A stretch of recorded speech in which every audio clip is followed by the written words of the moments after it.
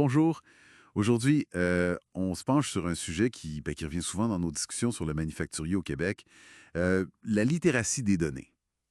On va essayer de voir ensemble pourquoi c'est devenu si central, là. L'idée, c'est de comprendre ce que ça veut dire concrètement, tu sais, pour une PME manufacturière, par exemple. C'est pas juste une affaire technique, loin de là. Ça s'apparente plus à, comme savoir lire autrefois ou savoir gérer ses chiffres il n'y a pas si longtemps. Justement, il y a une analogie qui m'a marqué, inspirée par Danny Dumont. Il disait en gros, imaginez il y a 100 ans. Savoir lire, c'était pas essentiel pour opérer, mais ça donnait un méchant avantage. Mhm. Puis il y a 50 ans, savoir lire, ben là, c'était comme obligatoire. Mais savoir compter, gérer un budget, ça restait un plus. Ouais, c'est une bonne image. Aujourd'hui, savoir compter, gérer ses finances, c'est la base. Personne ne discute ça. L'avantage, maintenant, il est où? Il est dans la capacité à lire ces données. C'est tellement bien dit. Puis, lire les données, c'est beaucoup plus que juste regarder un chiffre sur un tableau de bord, là. Exact. L'important, c'est de comprendre pourquoi ce chiffre est là. Quels facteurs l'influencent pour pouvoir agir dessus. Ça implique de savoir quoi collecter comme info, Oui. comment l'organiser, l'analyser pour voir les liens, les patterns. Puis surtout, être capable de communiquer ce qu'on trouve pour que ça aide à décider. Il y a Gartner qui a sorti des chiffres assez frappants. Ah oui? Oui, 75 des grosses entreprises manufacturières disent que c'est une priorité stratégique. Mais en même temps, il y a à peine 32 un tiers des employés qui se sentent à l'aise pour le faire. Wow. C'est-à-dire que ceux qui maîtrisent ça aujourd'hui, ils ont vraiment une longueur d'avance. C'est exactement ça, un avantage concurrentiel réel. Puis c'est pas juste une impression, là. McKinsey a mis des chiffres là-dessus. OK. Ils estiment que les entreprises qui sont bonnes là-dedans, elles améliorent leur productivité opérationnelle d'environ 20 en moyenne.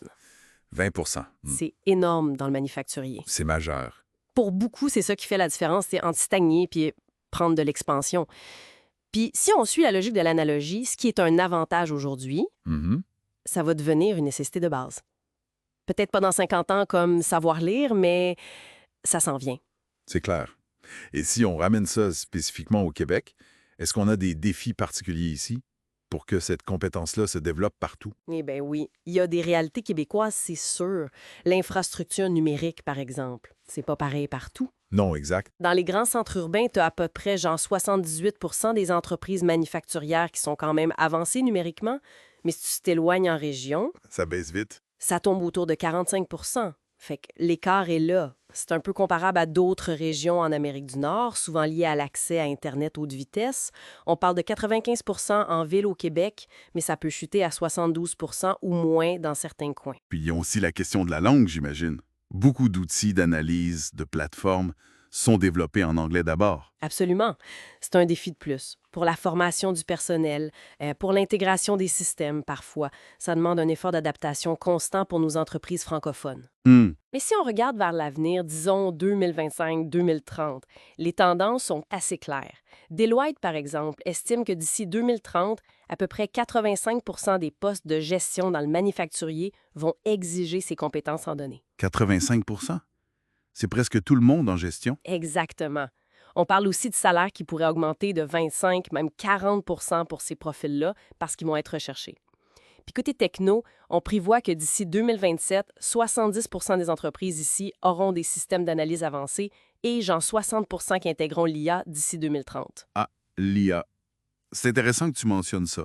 Justement, avec l'arrivée de l'IA générative, ces outils qui peuvent générer des textes, des analyses, est-ce que ça pourrait pas agir comme un copilote C'est une excellente piste. pour aider les gestionnaires, même ceux qui sont moins des experts en chiffres, à mieux comprendre leurs indicateurs puis à savoir sur quoi agir plus vite? Tout à fait, ça pourrait accélérer l'adoption, rendre ça plus accessible.